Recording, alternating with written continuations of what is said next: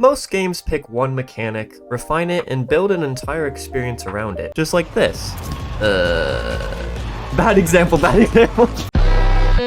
That's game design 101, but It Takes Two throws that rulebook out the window, introducing new mechanics in almost every level, and somehow it works flawlessly. It's not just a design choice, it's a reflection of the game's deep themes, the chaos of an unraveling marriage, the unpredictable nature of love, the way a child sees hope even when things fall apart. This isn't just a co-op game, it's an emotional roller coaster, masterfully crafted. So today, let's break down how It Takes Two tells its story through gameplay, how its ever-changing mechanics actually make it stronger, and why it might be one of the most genius games ever made. Hi, I'm Jesse. I'm an indie game developer and a creative visionary. This channel is all about uncovering the deeper meaning in art and working to create my own. If you're into that, go ahead and hit that subscribe button so you don't miss what's next. Alright, let's get into it. Divorce is a heavy subject for a cute video game like this to cover, and yet It Takes Two takes this messy subject and turns it into something playful, hopeful even. But don't be fooled by the bright colors and quirky humor. This game cuts deep.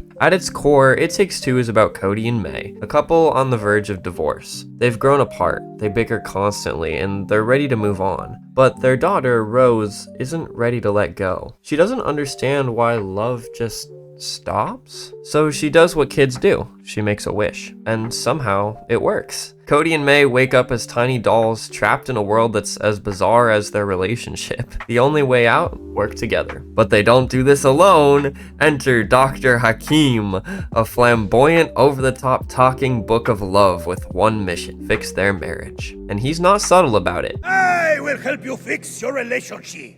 Chapter 1. Fix your relationship! This is definitely a nightmare. He forces them through challenges designed to rekindle their teamwork, their trust, maybe even their love. On the surface, it feels like a lighthearted adventure, but beneath it all, the story hits hard, because It Takes Two isn't just about playing together, it's about staying together. And the way it tells that story, pure genius. Most games teach you a mechanic, let you master it, and then build the game around it. If you're making a shooter, refine the shooting. If it's a platformer, make sure the jumping feels perfect and let the player master it. That's just how game design normally works. But It Takes Two, it never lets you settle. Every single level introduces something new. And at first, that might sound like a mistake, like they're all over the place or the game design isn't focused. Wouldn't it be better to let players just get really good at one thing rather than introducing something new every 5 seconds? But that's the whole point. Cody and May's relationship is falling apart. They don't work together. They don't understand each other. And the game forces you to feel that by constantly shifting the mechanics. Just when you think you've got things figured out, new abilities, new rules, new ways to mess up and get frustrated with each other. Take the tree level, for example. Cody gets a sap gun, May gets a matchstick rifle.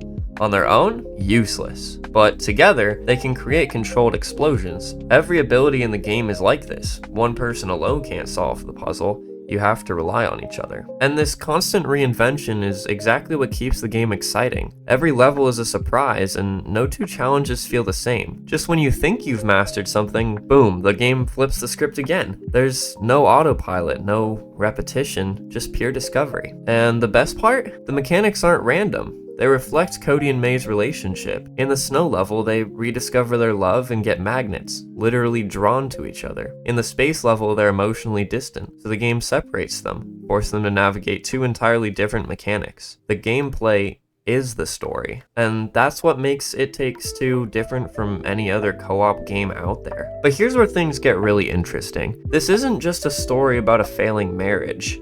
It's a story about a child trying to fix it, and the game's world reflects that innocence. Think about it. If this story were told from Cody and May's perspective, it would be a drama, a grounded, emotional narrative about resentment and lost love.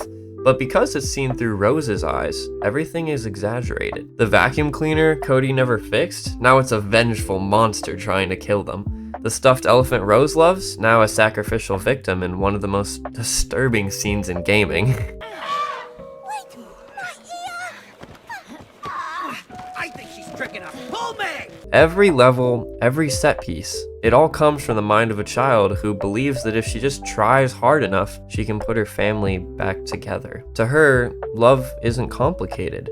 It's not about years of built-up resentment or miscommunication, it's just something you fix. And that's what makes the game so magical even when it's dealing with something painful. Rose doesn't see heartbreak, she sees an adventure. And again, this adventure isn't just told through cutscenes, it's woven directly into the mechanics themselves, in a form of storytelling that only video games can offer. But at the end of the day, It Takes Two isn't just about game mechanics. It's about what love really is. Not the honeymoon phase, not the easy moments, the work, the choice to show up even when you don't want to. And that's exactly what the game makes you do. There are puzzles where you'll bicker, challenges where one of you will swear it's the other person's fault, moments where teamwork feels impossible until it isn't. You struggle, you fail, you figure it out, and that's the point. Love isn't just a feeling. It's a choice, a process, and It Takes Two makes you live that process. From the very first level, the game ditches traditional design rules in favor of something unpredictable, something messy,